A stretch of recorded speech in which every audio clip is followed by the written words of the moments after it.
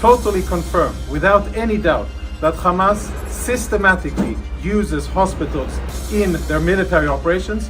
Sa isang video na pinost ng Israeli Defense Force o IDF, ipinakita nila ang mga armas na nakatago umano sa MIR building ng Shifa Hospital. This is where patients come in order to get MRI services. This is a grab bag, grab and go of a Hamas combatant. And if you zoom in and we get some light over here, what you will be able to see is military equipment. There is an AK-47, there are cartridges, ammo, there are grenades in here, of course uniform, and all of this was hidden very conveniently, secretly behind the MRI machine.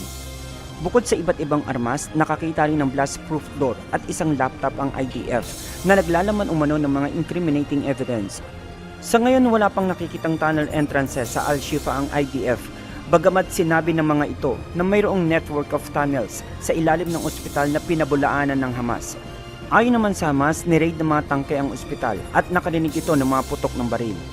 Bukod pa rito, sinabi rin ng militanteng grupo na iniinteroga umano ng IDF ang mga doktor at medical workers at pinipigilan ang mga pasyente na lumabas ng ospital. Kaya sa kasalukuyan, mayroon pa ring mga sibilyan sa loob nito.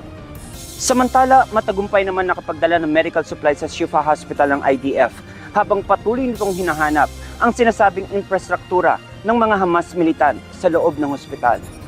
The pediatric ward at Shifa Hospital in Gaza City needs assistance. Israel is ready to assist. Bukod sa pangangailangan medikal, iba't ibang humanitarian efforts din ang ginagawa ng Israel upang matulungan ang mga sibilyan na naipit sa Gaza. Binuksan ng Israel ang ilang evacuation corridors upang makalabas ang mga Gazans palabas ng Gaza City. Meron ding tactical post ng military operations at hinihimok ang mga Gazans na sa mga oras na ito lumabas. Ayon pa sa IDF, samantalang ginagamit ng Hamas ang mga sibilyan bilang human shield, ang Israel naman ay gumagawa ng paraan upang masigurado ang kanilang kaligtasan.